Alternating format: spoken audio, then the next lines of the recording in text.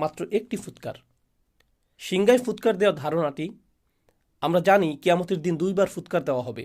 আল্লাহ 2টি হর্নের কথা উল্লেখ করেছেন, কিন্তু এখন আল্লাহ উভয় চিত্রকে এই সূরায় একত্রিত করে দিলেন। তিনি এখানে যা করেছেন, এমনকি সিংগা শব্দটি উল্লেখ করার মধ্য দিয়ে এটা কিছুটা কনসেপ্ট মাথায় নিয়ে আসে।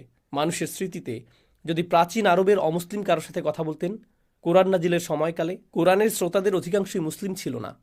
সে সময়ের মক্কায় বেশিরভাগই মুসলিম ছিল না, আর তারা এই কথাগুলো শুনছিল। তারা যখন সিংগা শব্দটি শুনত, তারা আখিরাত নিয়ে চিন্তা করত না, তারা গায়েব নিয়ে আমাদের মুসলিমদের মতো ভাবত না।